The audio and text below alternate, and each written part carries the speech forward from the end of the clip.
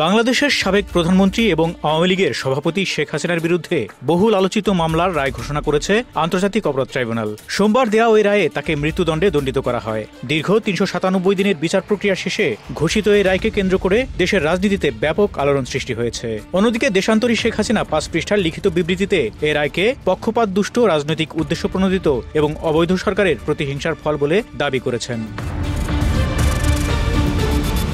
শেখ হাসিনার বিরুদ্ধে গত বছরের জুলাই-আগস্ট মাসে বিভিন্ন জেলায় সহিংসতায় বহু মানুষের মৃত্যুর অভিযোগ আনা হয়েছিল। ট্রাইব্যুনালের দাবি ছিল সেই সময়ের ঘটনাগুলোর জন্য সরকার প্রধান হিসেবে তিনি দায়ী। কিন্তু রায় ঘোষণার পরপরই প্রবাস থেকে পাঠানো বিবৃতিতে হাসিনা স্পষ্ট জানান, তিনি কোনো অভিযোগই স্বীকার করেন না। তার ভাষায়, আমার আমলে মানবাধিকার লঙ্ঘন হয়েছে, এমন অভিযোগের সপক্ষে কোনো প্রমাণ নেই। বরং আমার সরকারের সময়ই মানবাধিকার রক্ষা, নারী শিক্ষা, উন্নয়ন ও দারিদ্র্য হ্রাসে বহু অগ্রগতি হয়েছে।